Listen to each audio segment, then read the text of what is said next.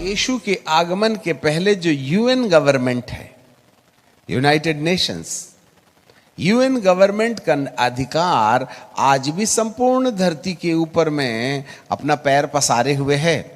यदि कोई देश अपनी मनमानी करे तो यूएन गवर्नमेंट, यूएनओ गवर्नमेंट जो है, कहीं ना कहीं हस्तक्षेप करके उसे सीमाओं को लांघने से रोक सकता है। इसका मतलब है हमारी तैयारी चल रही है। यहां भी एक ऐसे शासक और शासन का प्रत्यक्ष दर्शन होगा जो कहीं ना कहीं हमको मट्टी और पत्थर का दर्शन कराएगा। पर जैसे ही कलीसिया उठा ली जाएगी, उसके बाद तो आप उस शासक को प्रत्यक्ष रीति से इस धरती पर शासन करता हुआ देखेंगे। वो एक ही होगा। जो यूएनओ गवर्नमेंट है उसमें जनरल सेक्रेटरी आज फाइनल अथॉरिटी के रूप में काम करते हैं, परंतु जब कलीसिया उठा ली जाएगी तब संपूर्ण धरती के शासक अपना अधिकार उस शासक को दे देंगे, जिसको हम आगे प्रकाशित वाक्य में देखेंगे अगले एपिसोड में।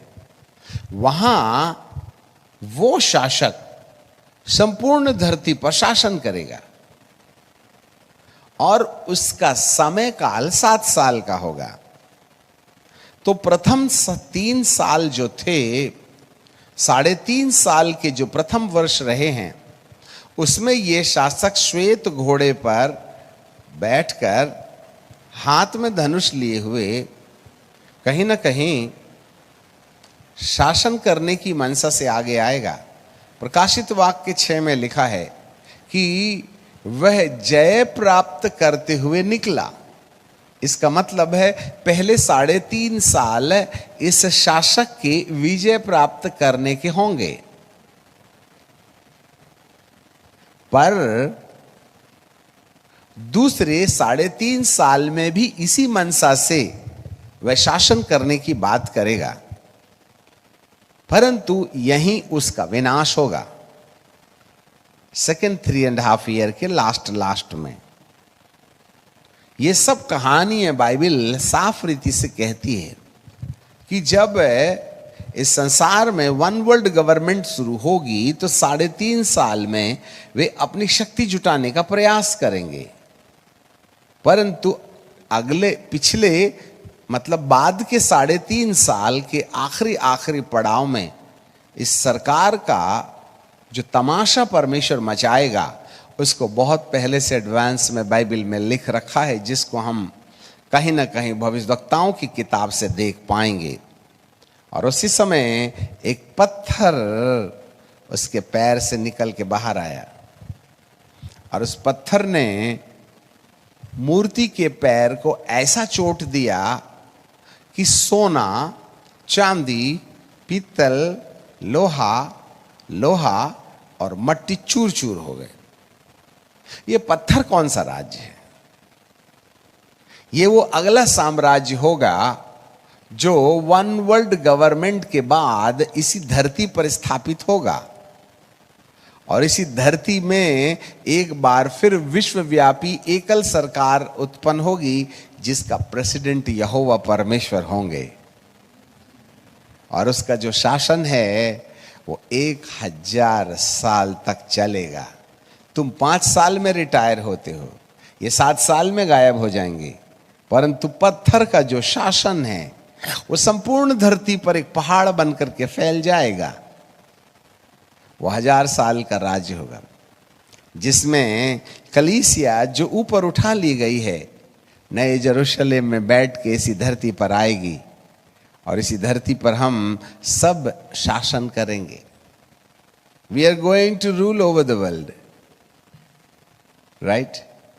हमारा शासन चलेगा। वहां इलेक्शन नहीं होगा, सिलेक्शन होगा। वहां सरकार को कोई नियुक्त करके नहीं लाएगा।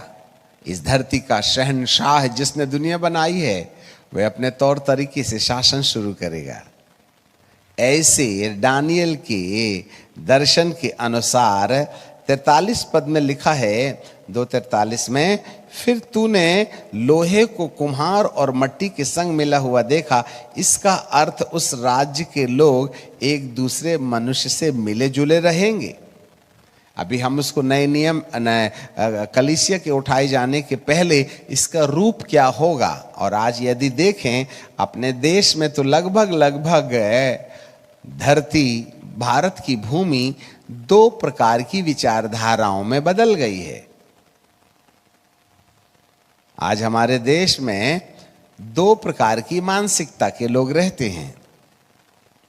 एक शासन करने के लिए हर प्रकार की कूटनीति, राजनीति को इस्तेमाल किया जाना, और दूसरा जो लोग सफर कर रहे हैं, सफर करने वाले चिल्लाते रहेंगे, अधिकार जमाने वाला अधिकार जमाते रहेगा, चलेगा देश एक, परंतु दो विचारधाराओं के लोग पाए जाएंगे। ऐसे बाइबल में लिखा है जैसे मिट्टी और लोहा।